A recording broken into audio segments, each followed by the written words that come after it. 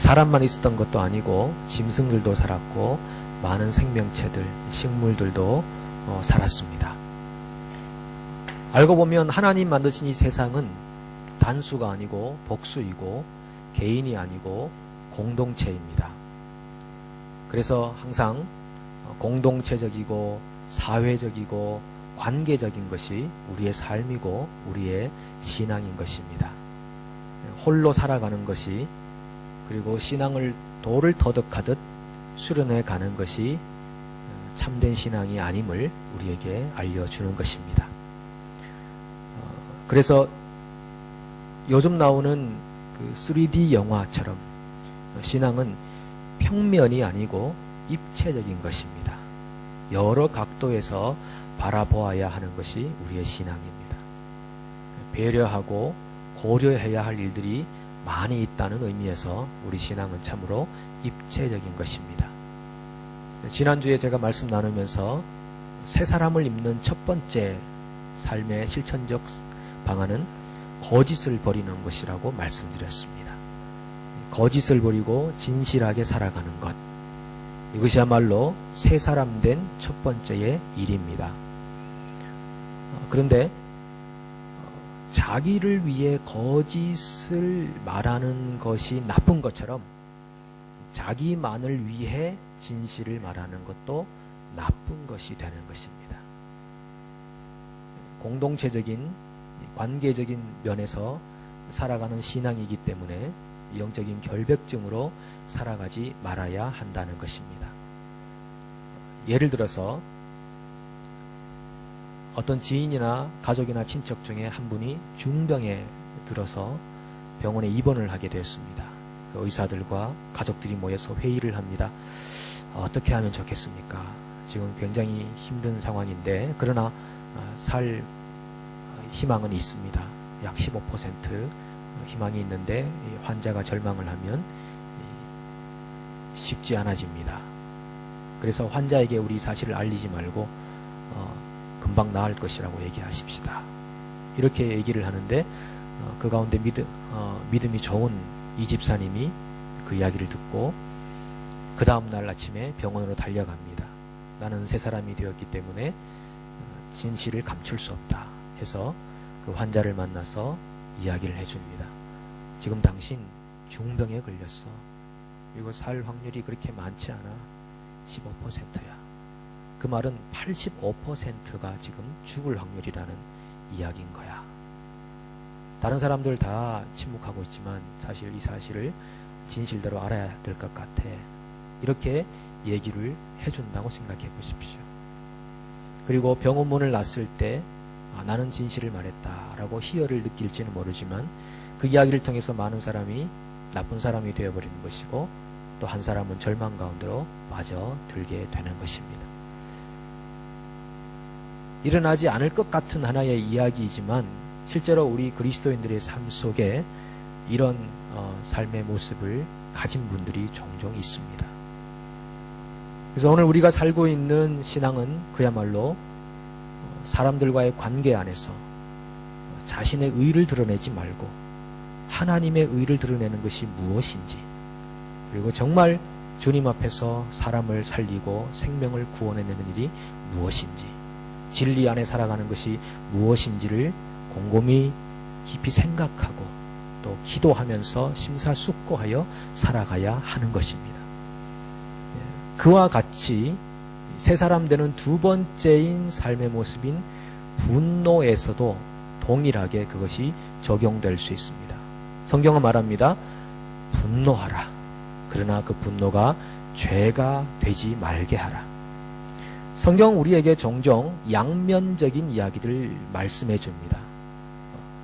싸우라 라고 하기도 하고 화평하라.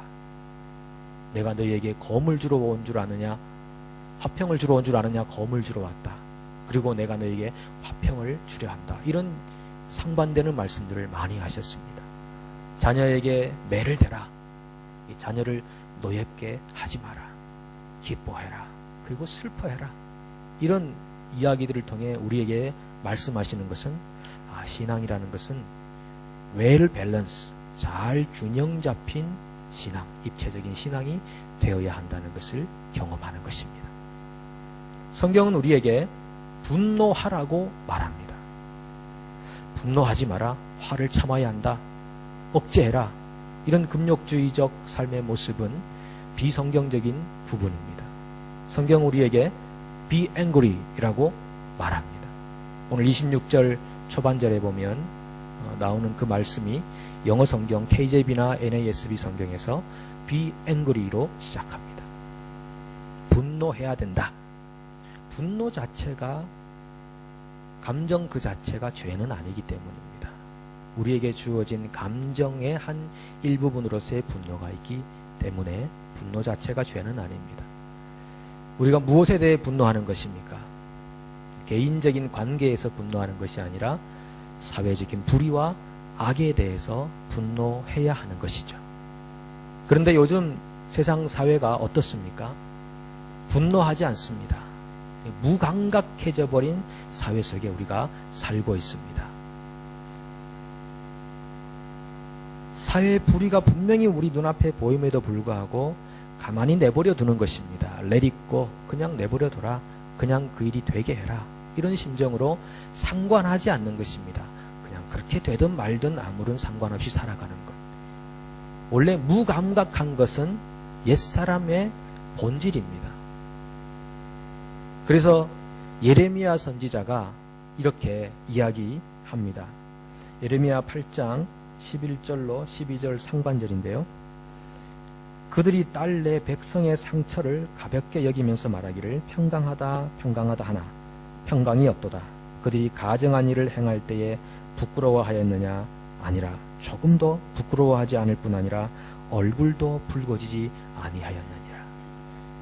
하나님 앞에 가정한 일이 일어나고 있는데도 부끄러워하지도 않고 무감각하게 얼굴도 붉히지 않고 살아가는 그 삶의 모습, 그것이야말로 하나님의 심판의 대상이 된다는 말씀입니다. 우리는 얼마 전에 뉴질랜드에서 있었던 동성결혼 합법화라고 하는 그런 비성경적인 사실을 직면할 수 있었습니다. 그 당시 여러분들의 심령이 어떠하셨습니까? 그냥 소수의 동성애자들이 마음 놓고 살도록 내버려두라는 마음이셨습니까? 성경적이지 않은 그런 삶의 모습, 아니 성경적 차원을 넘어서도 일반 윤리적 차원에서도 허용될 수 없는 그런 것들을 보시면서 혹시 무감각하게 될 대로 되라는 식의 마음을 가지지는 않으셨습니까? 분노가 없었다면, 의로운 분노가 일어나지 않았다면 우리는 정말 아직 성숙한 신앙인의 모습을 가지지 않은 것임에 틀림없습니다. 성경은 그래서 우리에게 처음으로 분노하라고 얘기하는 것입니다. 하나님의 은혜와 성령의 능력 안에 거하는 사람들은 사회적 불의와 악에 대하여 의로운 분노심을 갖게 되어 있습니다. 그것을 사도 바울이 고린도후서 7장 11절에서 이렇게 표현합니다.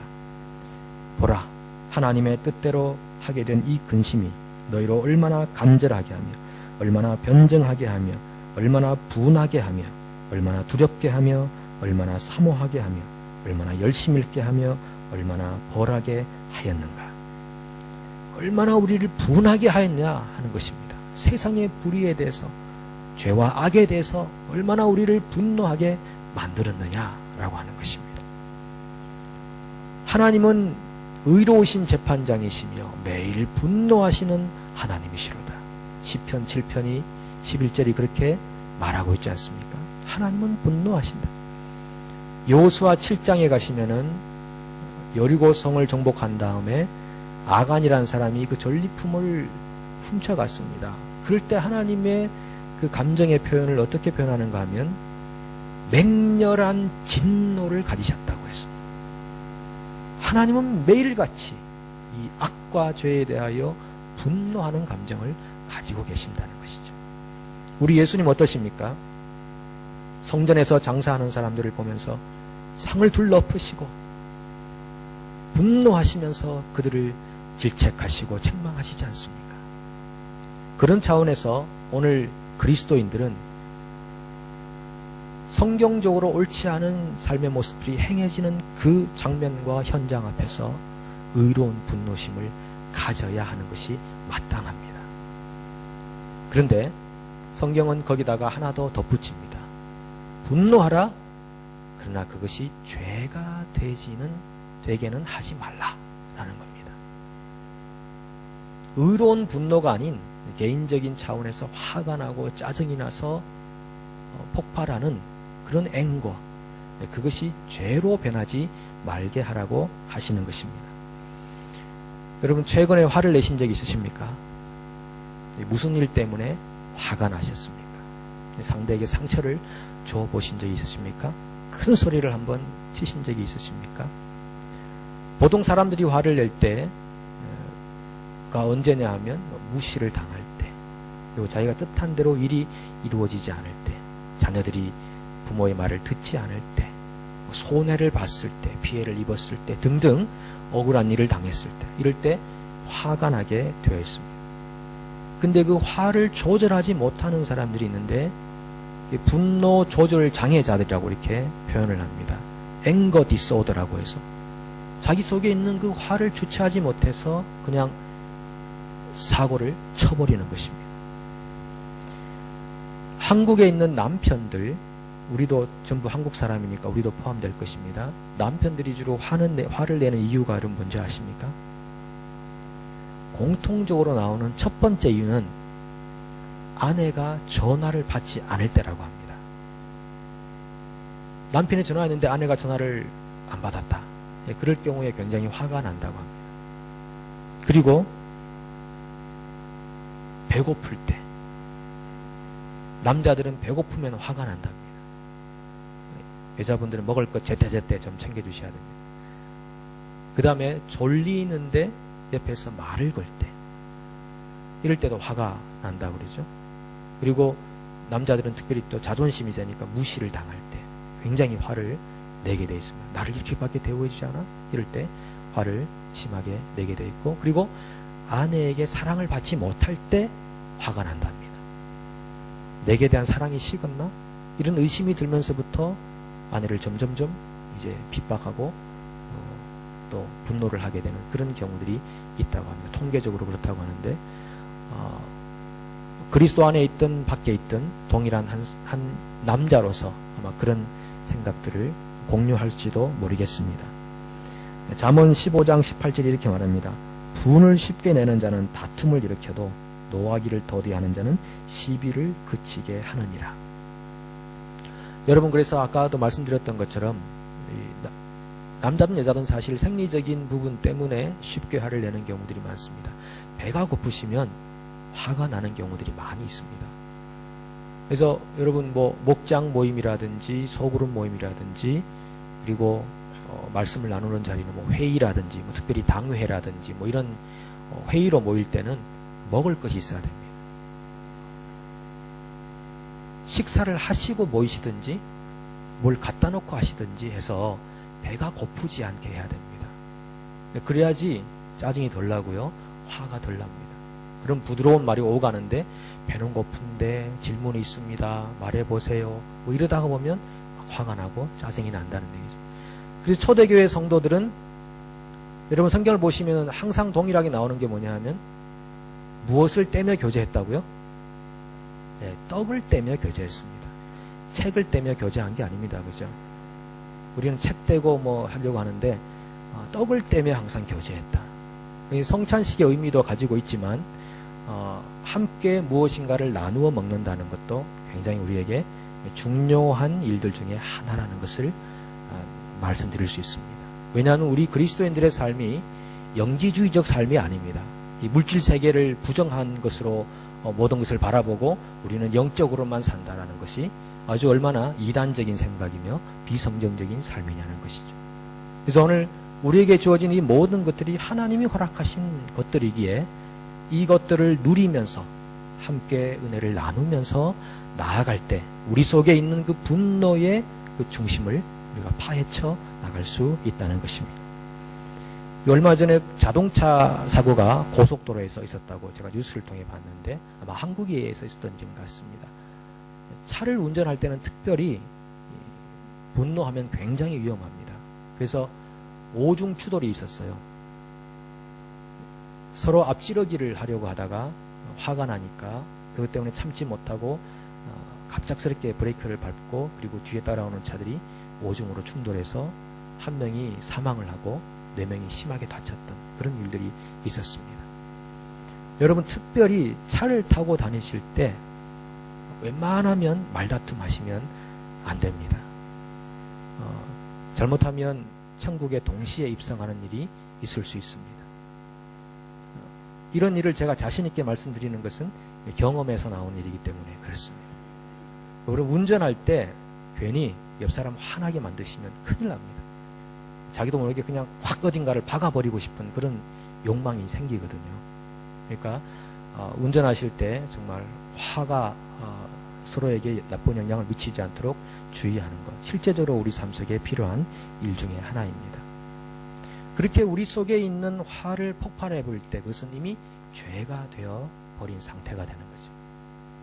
그래서 성경이 말하기를 해가 지도록 분을 품지 말라 이렇게 말씀합니다. 그것은 분노심을 가지고 복수심을 가지고 잠자리로 들어가지 말라는 겁니다. 여기서 말하는 화라는 것은 단순히 앵거 차원을 넘어서 레스라고 하는 진노심, 복수하고 싶은 마음, 그것을 가지고 잠자리로 가서는 안 된다는 것이죠. 몇 가지 이유가 있는데 한 2가지를 살펴보면요. 그런 복수심을 가지고 잠자리로 들어가면 일단 우리 몸이 상하게 되어 있습니다.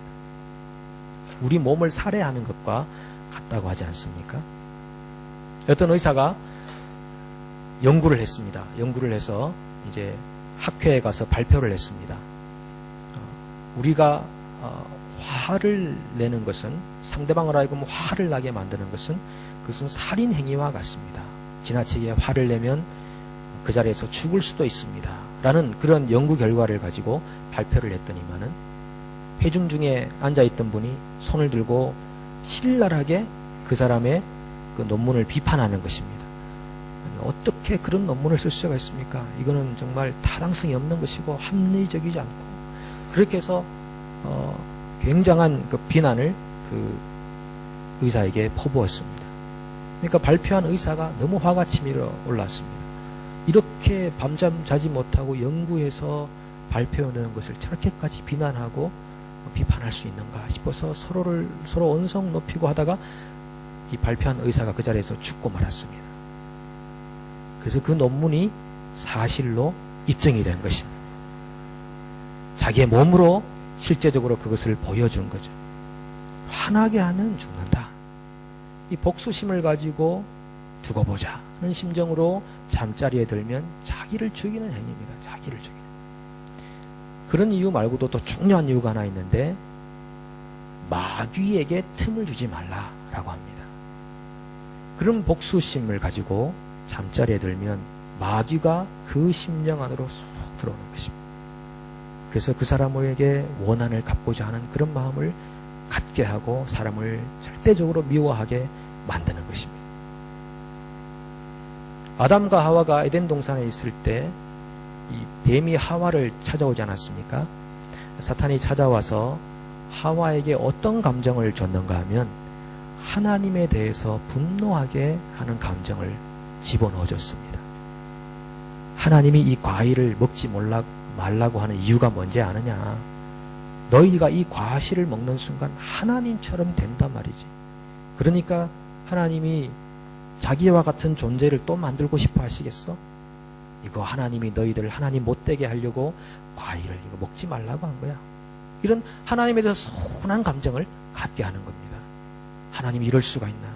우리가 지금까지 속고 살았구나. 이런 마음을 갖고 하나님을 미워하는 마음을 그 순간 갖게 되면서 결국 그것이 불순종하는 죄로 이어지게 되어버린 것입니다. 우리에게 있는 그 미움, 그리고 누군가를 굉장히 싫어하는 마음, 이것이 마귀에게 길을 열어주는 하나의 통로가 되는 것입니다. 그래서 그 마귀가 그 마음을 비집고 들어와서 계속적인 원한과 그런 싫어함과 증오의 마음으로 살게 만드는 것이죠. 누군가를 서운하게 생각하는 그 순간부터 섭섭하다, 서운하다, 어떻게 이럴 수가 있나, 그러면서 절대적으로 미워하고, 나중에는 그 사람에 대해서 안 좋은 얘기를 하면서 나쁘게 말하면서 할 수만 있으면 적대자가 되고, 그런 과정을 통해서 사탄은 춤을 추고 있는 것입니다. 그래, 내가 승리했다라고 생각하는 것입니다. 오늘 하나님께서 우리에게 분노하라. 그러나 그것이 죄가 되긴 하지 말라. 그리고 해가 짙도록 분을 품지 말고 마귀에게 틈을 주지 말라라고 하심으로써 의로운 분노가 아닌 일반적인 화를 내는 차원에서 그것이 어떻게 하나님의 영광을 가리는지, 어떻게 사탄이 역사하도록 하는 통로를 제공하는지를 분명하게 우리에게 말씀해 주시는 것입니다. 사실은 많은 경우는, 우리가 분노하게 되는 많은 경우는 오해에서 출발하기도 합니다. 제가 한국에 있을 때 자동차를 몰고, 그리고 옆에 우리 여자 신방전도사님이 계셨는데 같이 이렇게 신방을 갔다가 오는데 약간 언덕길을 올라가는데 앞에 자동차 한 대가 약간 서행을 하고 있어서 제가 이제 오버테이크를 했습니다. 해서 올라가는데 조금 후에 갑자기 뒤에서 차 한 대가 쌩 하고 달려오더니만 저희 차 앞에 탁 세우는 겁니다. 그리고 내려서 이쪽으로 걸어옵니다. 그리고 이렇게 말합니다. 창문을 내렸더니만 왜 아까 지나가면서 나를 비웃고 갔느냐, 그렇게 말합니다. 왜냐하면 이제 저희가 서로 얘기하다 보니까 웃으면서 갔는데 그 웃음이 자기를 비웃는 비웃음으로 느껴졌던 겁니다. 그럴 때는 아니라고 해도 소용이 없습니다. 일단 웃었기 때문에. 그래서 처음에는 아닙니다, 우리 그냥 얘기하다 그랬습니다, 그러다가 하도 그러셔가지고 죄송합니다, 다음부터는 안 그러겠습니다, 그렇게 용서를 구하고 이제 길을 갔던 적이 있습니다. 정말 우스운 얘기죠. 그런데 이런 일이 실제적으로 많이 있습니다. 우리가 다 오해해서 생겨나는 겁니다. 누가 한번 인사 안 하고 지나가면 뭐 괘씸해 죽는 겁니다. 나를 그렇게 무시하나, 이런 생각이 들면은 그때부터 마귀가 틈을 비집고 자기 가슴 속으로 들어오는 겁니다. 악수에 손을 조금만 힘을 덜 줘도 마음이 식었구만. 그러면서 점점 서운한 감정이 자기를 지배하면서 마귀가 자기의 마음을 딱 안게 되면 그 사람을 절대적으로 미워하는 마음이 싹트고 그 사람이 하는 일은 절대적으로 지지를 안 하게 되는 그런 상황으로 이제 가게 되는 겁니다. 그런 남편과 아내 가정에서 아마 가장 제일 많이 일어나는 일일 것 같기도 합니다. 그래서 오늘 우리 삶 속에 알고 보면 이런 오해 말고도 실제적으로 나를 아프게 하고 힘들게 해서 화가 나는 경우도 많이 있습니다. 정말 그건 그 사람 잘못이에요, 분명히. 그래서 화가 나고 억울하고 피해를 많이 입었습니다. 자, 그럴 때 그 화를 그대로 가지고 있으면 그거는 죄로 연결되는 것이고요. 그리고 자기를 죽이고 상대를 죽이는 그런 살인 행위가 되는 것입니다. 어떻게 해야 될까요? 이미 여러분들은 정답은 다 알고 있습니다. 그 아픈 마음, 힘든 마음 십자가 앞으로 나아가십시오. 그리고 쏟아 놓으십시오. 저도 가끔 앉아있으면 새벽에 와서 주절주절 쏟아 놓습니다. 사람에게 하지 못하는 얘기, 답답하고 힘든 마음 하나님께 쏟아 놓고 하나님 해결해 달라고, 하나님 도와달라고 이렇게 쏟아 놓고 나가면요 정말 시원합니다. 그리고 하나님이 저를 묶고 있었던 그런 감정으로부터 자유하게 만들어주는 겁니다. 그래, 그건 내가 할 일이 아니지 하나님이 해결하실 일이지, 그런 생각을 갖게 되는 거죠. 그래서 로마서 12장 19절에서 이렇게 말합니다. 내 사랑하는 자들아, 너희가 친히 원수를 갚지 말고 하나님의 진노하심에 맡기라. 기록되었으되 원수 갚는 것이 내게 있으니 내가 갚으리라고 주께서 말씀하시니라. 주님이 해결하실 테니까 그 문제로부터 자유해버리는 겁니다. 그러면 하나님이 또 정리하실 겁니다. 상대에게는 상대에게 또 교훈을 주실 것이고 또 나에겐 나대로 은혜를 주실 것이고, 그렇게 해서 하나님이 심판자가 되도록, 하나님이 판단자가 되도록 내가 재판관 되지 않도록 그렇게 살아가는 삶이 오늘 우리에게 말씀하시는 말씀의 핵심인 것입니다. 야고보서 2장 13절 마지막으로 한번 읽어보도록 하겠습니다. 같이 한번 읽어보겠습니다. 긍휼을 행하지 아니하는 자에게는 긍휼 없는 심판이 있으리라. 긍휼은 심판을 이기고 자랑하느니라. 긍휼이 심판보다 훨씬 강하답니다. 심판 행하지 마시고 긍휼을 행하시면 여러분에게 심판 없는 긍휼의 은혜를 입게 하실 것입니다. 기도하겠습니다. 하나님 아버지 감사합니다. 우리에게 이 거룩한 분노가 있게 하시고 사회의 죄와 악과 불의에 대하여 의분을 갖게 하시고 하나님께서 가지시는 그 의분을 동일하게 경험하기를 원합니다. 그러나 주님, 우리가 개인적으로 갖게 되는 분노와 화를 죄로 연결시키지 않게 도와주시고 해가 지도록 분을 품지 않게 도와주시고 해가 지기 전에 해결하게 도와주시고 마귀에게 틈을 주지 않아서 오늘 우리 삶 속에서 하나님이 계획하신 그 풍성한 누림과 삶을, 생명을 날마다 경험케 도와주옵소서. 예수님의 이름으로 기도합니다. 아멘.